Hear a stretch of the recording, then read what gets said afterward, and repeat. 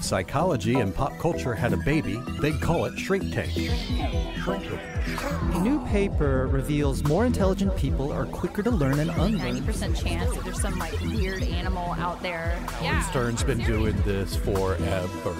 And far more extreme. From Nashville and Charlotte, this is the Shrink Tank Podcast. And welcome everybody. If you're joining us for the first time, a very special welcome to you. If you're coming back for more, thanks so much for joining us. I'm Dave Verhagen here in Nashville. We have got a great show for you. It's our 3rd anniversary coming up this week. So 3 years of the Shrink Tank Podcast. Congratulations to us, I guess. Our trending topic for this one is sudden engagements in Hollywood. We're going to talk about all the quick engagements that have happened recently and some history of that. That's in our second segment. But first, let's meet our Charlotte panel. Dr. Emma Kate Wright is here. Hello, Emma Kate. Hi, Dave. Have you ever had a friend that has gotten engaged super quickly or very young?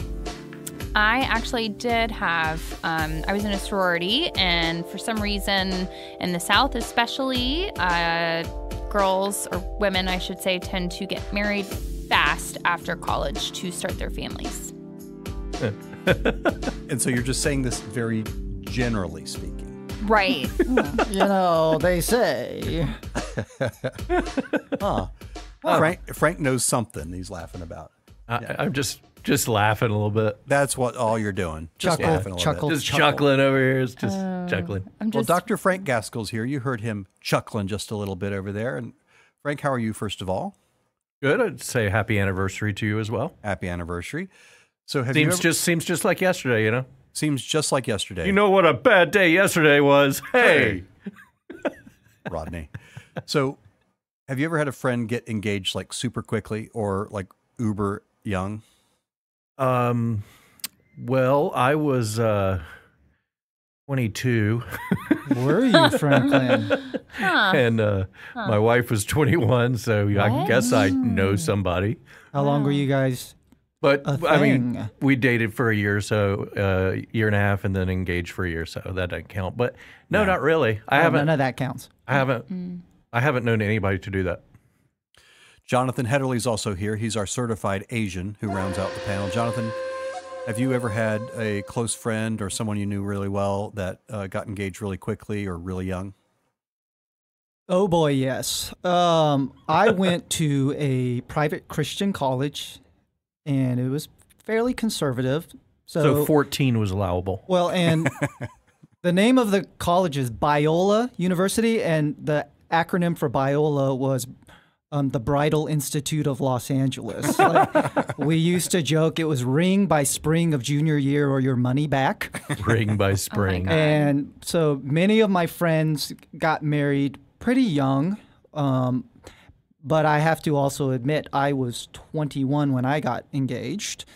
And this January, I will have been married 20 years, but I knew my wife for 6 months before we got engaged. And we only spent 3 of those 6 months together. Wow. Okay. Because it was a coast-to-coast courtship, and we actually didn't even go on an actual date until after we were engaged. Oh, my God. What? So we were friends to really close friends. Let's give it up. Here we for go. 3 months. Yep. That's insane. Oh, That's before the internet. it was. Yeah. We just learn all kinds of things in these podcasts about Awesome. everybody. So interesting. By the way, we had an intern here this summer who was staying with some friends in Nashville, and one of his roommates got engaged after knowing the person. I think this is going to be accurate. I think this is true. For 10 days. I kid you not. Man, you can return clothes and everything in life later than that. Oh and so he was telling his friends out of town, and they were like, hey, dude, you still got a week there. You got a chance to get a bride before you leave. So it's like, but yeah, apparently so. 10 days, and then we're engaged. So we'll talk about quick engagements in Hollywood in our second segment. But first, each week, Jonathan trolls the internet, and he finds a great story of psychology in the news for our first segment that we call Being Human. So I found a research experiment that wanted to explore the impact of trigger warnings. Since their inception, trigger warnings have become more widely applied throughout contemporary culture. It's sparking an intense controversy in academia and beyond, because some argue that they empower vulnerable individuals by allowing them to psychologically prepare for or avoid disturbing content, whereas others argue that such warnings actually undermine resilience to stress and increase vulnerability to psychopathology while constraining academic freedom. And the highlights of this study and research looking to investigate the psychological effects of issuing trigger warnings, they found that trigger warnings increase people's perceived emotional vulnerability to trauma. Trigger warnings increase people's belief that trauma survivors are vulnerable. And trigger warnings increase anxiety to written material perceived as harmful.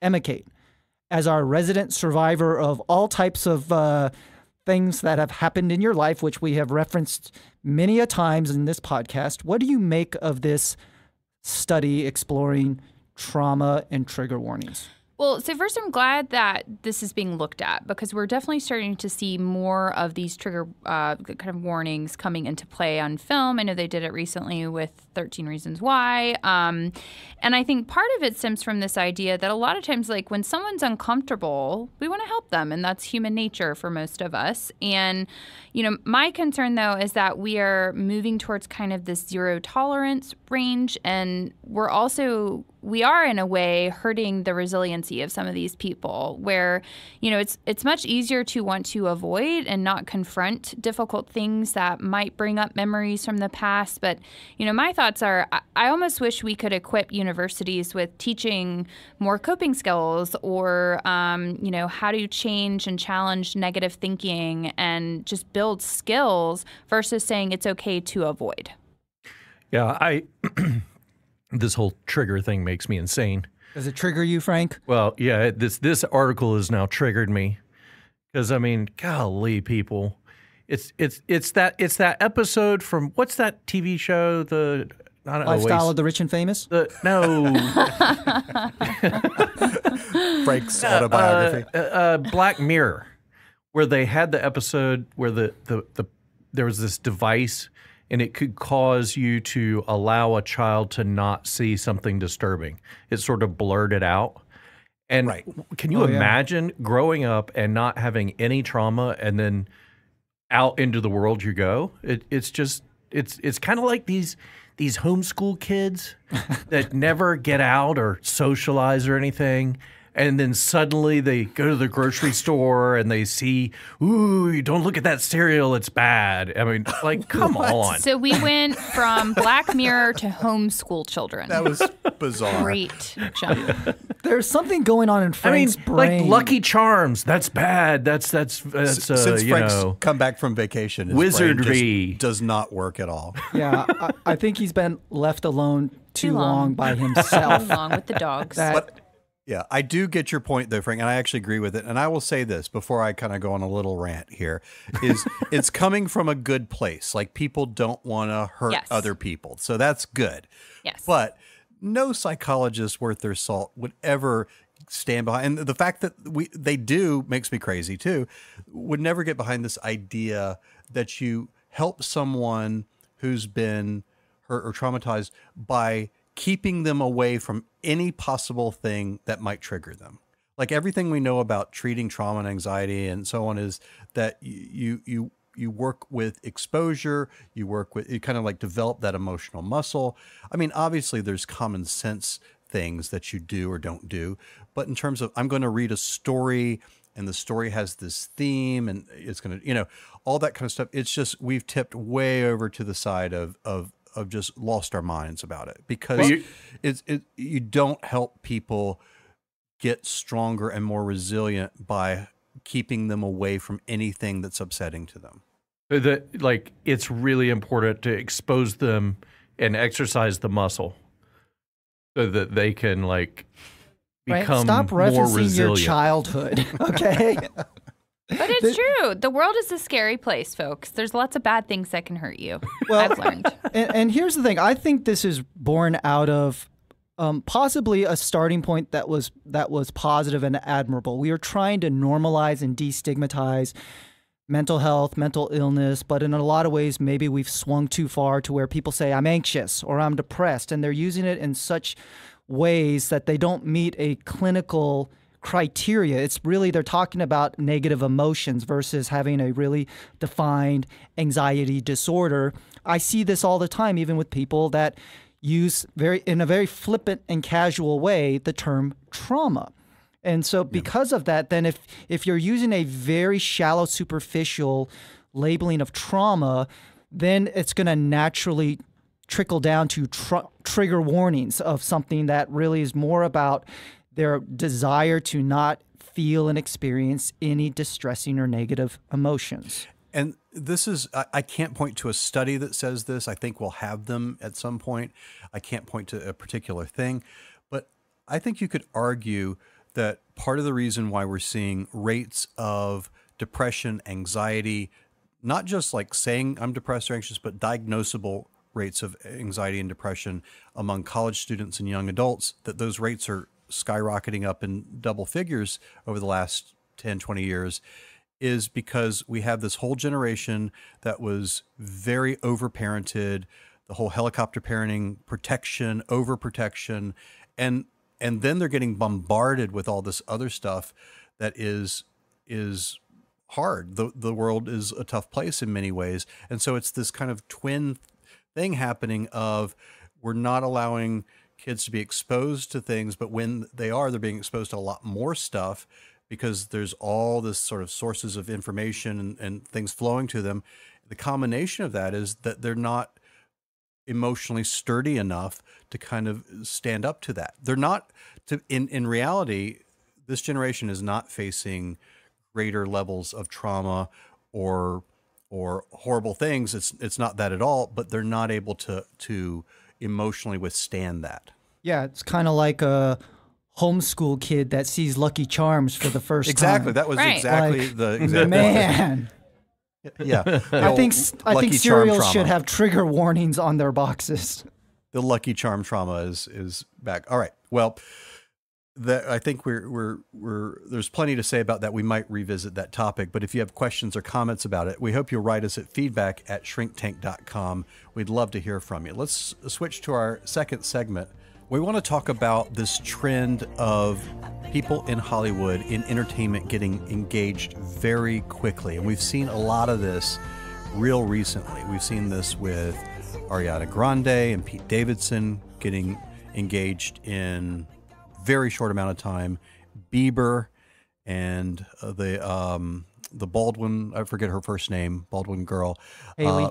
And then Nick Jonas. It's interesting, all those examples are all pop stars, but we're seeing these young people who are getting engaged in very, very short amounts of time. Emma Kate, what do you make of that? Well, a lot of times, like, we mentioned, I think, was it last time or this episode? I don't remember when, but people getting married really quickly out of school, there's this desire to kind of grow up and go to this next stage of your life. And I feel like for Justin Bieber, maybe Nick Jonas, maybe Ariana Grande too, I almost kind of wonder if they're all there where they're like, how do I assert myself in a way so that I seem more mature and I'm past this, teeny bopper sort of thing. But at the same time, though, I also wonder, too, celebrities live such fast lifestyles. They are very used to having all of their wants and desires achieved. For most people, it takes a long time to save up money for an engagement ring, and they can just drop a ton of money on something very quickly. And so everything just feels very fast-paced, so it kind of makes sense that that's how they live their life. Yeah, I also wonder how much this is... Scientology? Yes, thank you. Lucky Charms? Yes, thank you. Homeschool? Okay, that's great, fantastic. That this is another way for them to just keep the spotlight on them. Hey, I haven't been getting enough attention. I can drop myself into People Magazine. I can get my Instagram back up. That it's just seen as a marketing move. That's interesting. Pretty cynical, but it is an interesting take on it. Jonathan, you have a different take? Well, I mean, it's really hard to nail down one particular reason why this is happening. I think the fact that we have 3 high-profile couples get engaged in such a short amount of time being together, I think that's just coincidence. But separately, when we step back, I'm curious if the very thing that we're talking about, that fast-paced lifestyle, is in some people's minds the idea of a stable relationship kind of anchors them, and they feel like that's going to help them weather the ebb and flows, the up and down of celebrity culture. I don't know. There's not a lot out there that kind of like definitively explains why people choose to get engaged so quickly, or the statistics of like how long of an engagement translates into a healthy and sustainable marriage. And I will say this isn't anything new. I mean, this has been going on for a while. Khloe Kardashian and Lamar Odom, Britney Spears and Kevin Federline. There's lots of other examples of people in the spotlight. Russell Brand, Katy Perry, Kenny Chesney and Renee Zellweger, Katie Holmes, Tom Cruise, and so on. There's lots of these examples in recent years and more and now of people in the spotlight who are getting engaged very quickly. Do you think it is something that is unique to fame and spotlight, or do you think this is just, I mean, people do this all the time? Like the example we use at the top of the show of our intern's roommate who got engaged after 10 days. What's your take? Is it especially different among celebrities, or kind of just when it happens, we notice it more because they're famous? I do not think it is unique to celebrities. And when you put it in historical context, too, people really wouldn't have batted much of an eye if someone said, oh, I've been dating this person for 2 months and now we're engaged. Because when you think about what the function of marriage was historically, it was to get women out of the house so they could have their own home. There was a desire for, financial stability. It could be some sort of economic gain.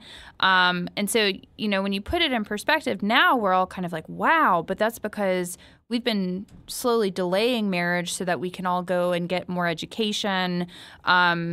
So, I think it's just important to consider that historical context. Frank, any thought about it? Well, I echo what Emma Kate's saying in terms of people delaying marriage. And just a question. So how old is Jonas? He's mid-20s. I don't know. Mid-20s? There's an 11-year age difference, though. How old is Bieber?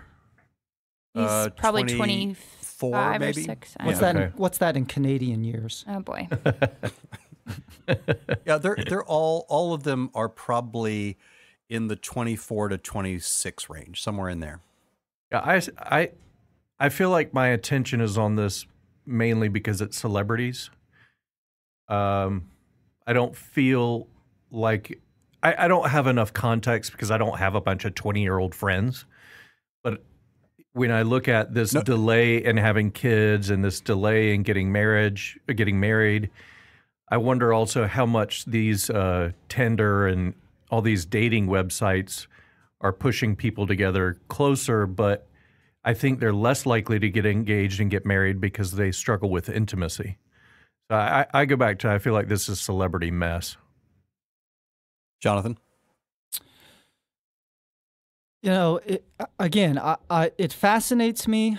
I actually have a pretty reasonable size of my caseload that I still do couples counseling and marriage therapy, and I've always argued whether somebody was together 7 years or 7 weeks. It's kind of like, how well do you know each other? How realistic of an expectation do you have about marriage and your partner meeting your needs? And then I've always been a big proponent of not so much premarital counseling, although I think that's very valuable, but postmarital counseling, like actually meet and sit down and talk with somebody the first year of being married, because that's when you take your very idealized honeymoon outlook and you really face daily decisions. And for whatever reason, but this is true, the second you get married, things change in a relationship on all different levels, even how other people view you and the message that you send to others. I also think we are looking at marriage very differently from the way these celebrities look at marriage. And I don't know if they're conscious or unconscious about this, but I don't think they are believing that they're going to be together forever. I'm sure they say all that smoopy stuff, I love you forever, I want to grow old with you, all that kind of crap.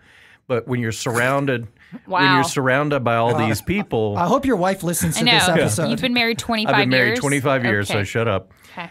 But when you're surrounded by all these people who are like, hey, we're dating, we got married, we're divorced, hey, it's just normal. So they don't have as much investment in this as, say, somebody else might. Well, I slightly disagree because, I get what you're saying, Frank, and I think it's true to a point when it comes to peers and what they're surrounded by.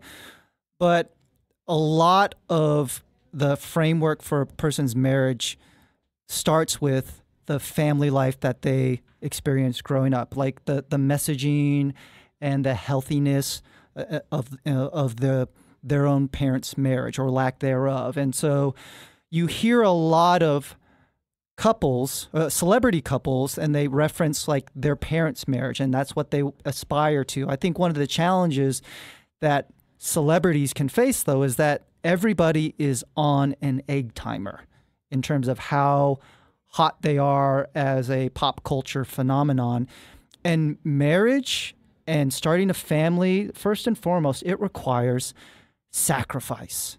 And when your priorities may be about your career and what is asked of a celebrity, what is asked of them to have a successful career, what is required of me to have a successful career is nowhere near the same. And I just don't know if they have difficulty with sacrificing. Right. And I think so many celebrities are focused in on them and their persona versus actually having to realize your partner is going to have needs and wants that are different from your own. And it's going to require time and energy and effort. And then when you think about the lifestyle that they live, most celebrities are traveling and spending, weeks and months away from their families and significant others. And so it's going to be really challenging. But to be more positive, I'll speak to the Jonas family. They have a really strong religious background. And so you were talking about, what's your family history? What are the values that were kind of instilled early on?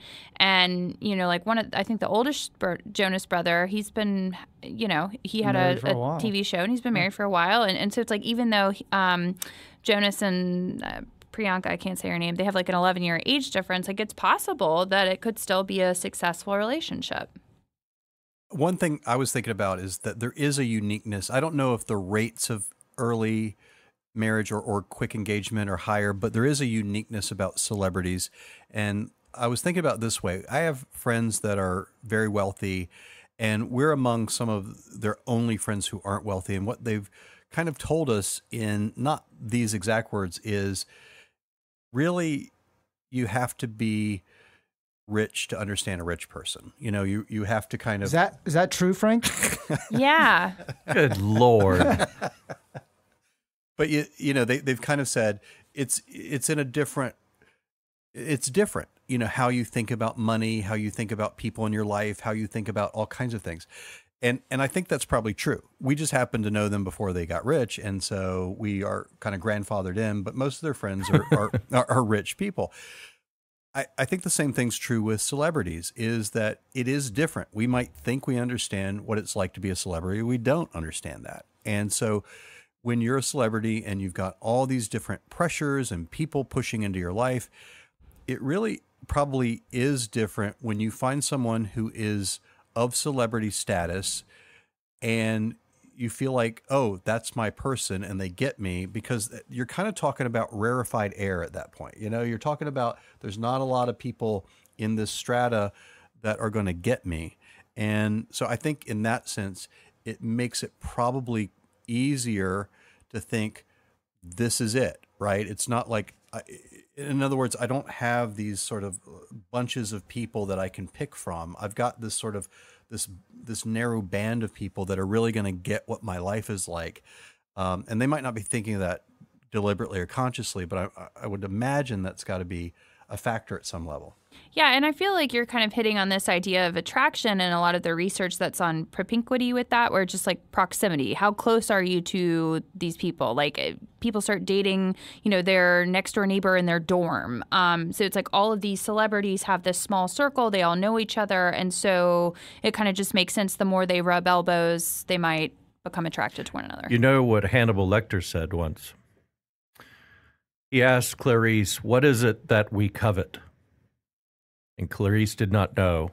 And Hannibal said, "Clarice, we covet what we see every day." Ah. Is that why you're always looking in the mirror, Frank? Oh, my God. Jeez. It's savage today. You I love have a it. black soul. Golly. I'm Asian. I have a yellow soul. Oh, Oh. man. Oh, okay. One more question, then we'll wrap it up. So, the trend is toward later marriage. The trend is toward less marriage, less often. And so we are seeing still in this celebrity strata, people getting married all the time. And of course, they get featured in People magazine. They become relevant. It's kind of Frank's cynical side of this. But I wonder why someone like Bieber or Ariana Grande or those kind of folks feel a need as a young person to be married. Do you have a sense of why that would be? Well, I just want to make sure I understand your question, because most people feel a need to be connected. Yeah, I'm not saying about the need to be connected. I'm saying specifically the need to be married. Oh, well, it's just society. Most people and maybe it's just my opinion, I feel like there's this pressure to get married, and now marriage isn't as heavily constrained by institutions with churches. We're taking more freedoms in gay marriage and all this stuff, but I still feel like there's this pressure. I think, it's as cynical as you want to be, but Kardashians, hey, I got married, and look all the attention they get. It's like the cool thing to do. Hey, let's get engaged. Let's get married. Everybody's doing it. It's fun. It's what all these people are doing, and you get all this attention. I honestly, I don't know that it's conscious. They're consciously doing that, but I think unconsciously that's what's at the core. The amount of time aside, I think there is an innate drive in everybody. If you find somebody that you feel like understands you and you can't envision your life without them being a part of it, like we're just kind of programmed like, well, then what's the next step that you take? That's why I'm shocked you ever got married. There you go. And so that's why I got them young, right? When I was really young. Yeah. But I think that it's this desire to always wanting to move forward. And I think with celebrities especially, it is about this, and it may be completely offline, like they may be wrong about this, but to anchor them, to have some type of foundation in an industry where things are always tumultuous, like you're always having to perform, you're always having to prove yourself, to have somebody that you can just be yourself, I think is an incredibly intoxicating idea. Yeah, that makes sense. Well, if you have other questions or comments, or you have thoughts about this, we'd love for you to write us at feedback@shrinktank.com. And we're going to roll into our final segment. This is something that we call Doctor's Orders. These are things that we're personally enjoying in pop culture. Frank, do you have something for us? I do. I want to recommend the TV show Castle Rock on Hulu. And it is a joint venture with J.J. Abrams and Stephen King. I've seen 2.5 episodes. It is very, very good. It's a familiar territory of Shawshank prison, but it's modern time, and I'm very, very, very pleased with it so far. I'm going to watch it, but what is the genre? Is it horror? Is it suspense? What is the genre? Kind of like The Green Mile. We haven't gotten to real horror yet, but the premise is they're in this prison, and an attorney gets a phone call, and there's an important backstory about him, requesting him to come to the prison to represent this guy. And the guy has just suddenly appeared in a part of the prison that has never been used, and there's no record of him as a prisoner. All right. I'm in. I'll do it. Cool. I just got Hulu, and we're diving into season 2 of Handmaid's Tale. So Nice. that is. Have you watched Handmaid's Tale, Frank? Not yet. See, this is a show we've told you even here to watch. You need to watch. I know. that show. I've been watching a lot of other crap. I It's can't keep up. Gonna freak you out. So Okay. I'll leave that as my doctor's orders for this week. It'll be watch season 1 and 2 of Handmaid's Tale. One of the best shows out. Awesome show. All right. That's going to do it for the 3rd anniversary edition of the Shrink Tank podcast. Congratulations, everybody. We've survived for 3 years. We hope you'll check out shrinktank.com for great articles and videos. You can also find links to some of our Doctor's Orders products. And if you're a fan, we hope you go to iTunes, give us a 5-star rating and a good review. The more that we get, the higher our profile is, the more people listen to us, and it makes us happier. And that's what you want to do. You want to make us happier.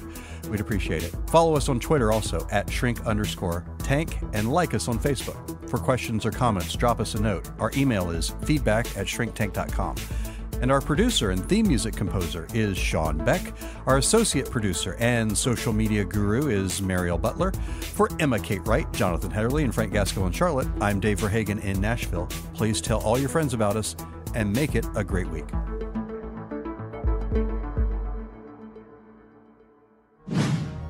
Shrink Tank.